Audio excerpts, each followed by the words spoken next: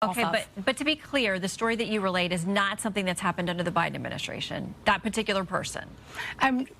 Well, I very clearly said I spoke to a woman who told me about when she was trafficked when she was 12. So I didn't say a teenager. I didn't say a young woman, a grown woman, a woman. Why you always lying? Why you always lying? Oh my gosh.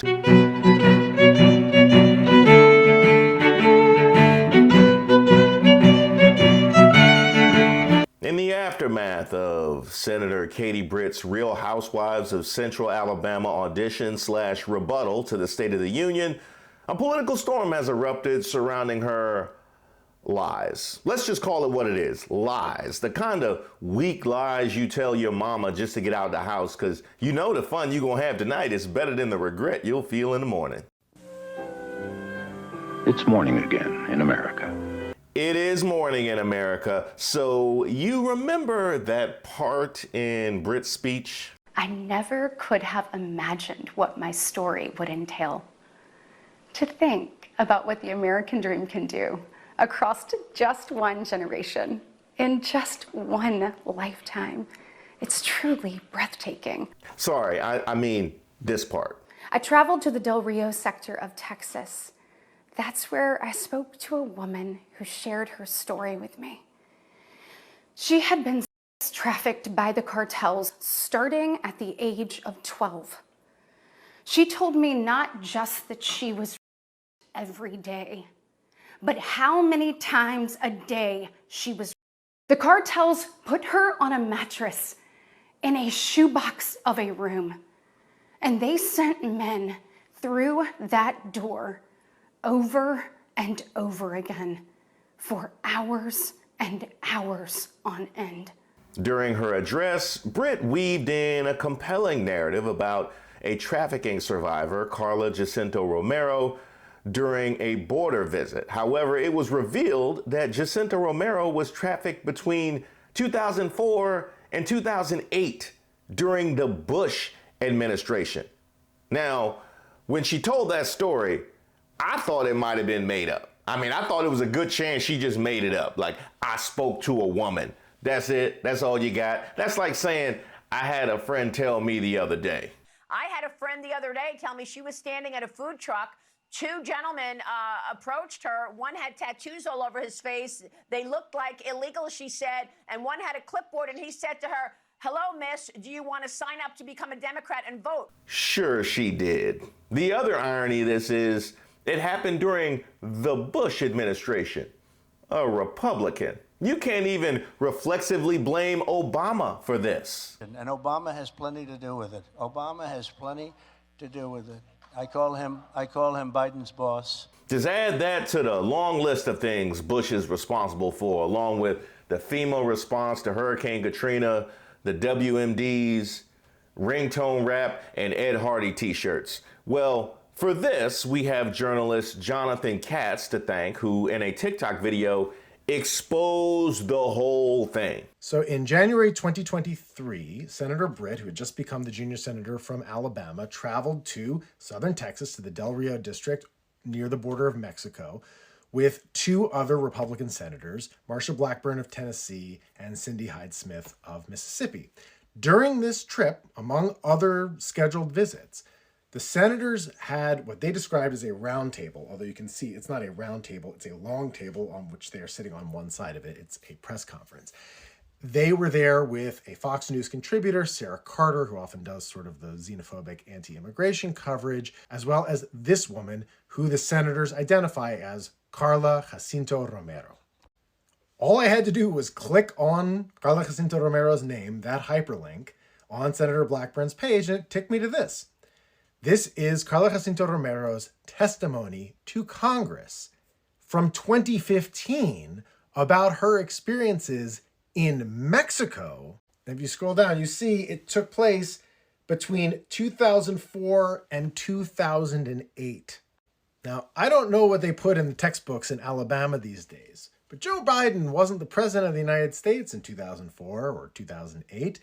He wasn't even the vice president of the United States. That wouldn't happen until 2009. In 2004 to 2008, the president of the United States was George W. Bush. Now, the most important step, he identified the woman in question and traced the whole story. Solid work, my friend.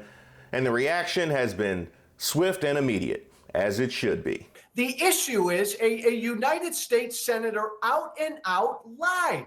Alex, you're right. She blamed Biden for this. It happened years before Joe Biden was president. Quit with the nuance. She sat in front of the American people and she lied to us about a very serious problem. That's despicable. Now, surely she'll have to respond, right? Like, you can't go out like Nick Saban. Katie, fight back. Quick, yesterday when I had gone to the grocery store and actually picked up my children from school, I thought he doesn't get this. Wait a minute. Are you still in the kitchen? Okay, but to be clear, the story that you relayed is not something that's happened under the Biden administration, that particular person. Well, I very clearly said I spoke to a woman who told me about when she was trafficked when she was 12. So I didn't say a teenager. I didn't say a young woman, a grown woman, a woman when she was trafficked when she was 12. Oh, you so very clearly said this was something that happened years ago. So were you responding to one of Bush's State of the Unions then? Was this some kind of Throwback Thursday kind of thing? That GOP always got their pulse on the culture.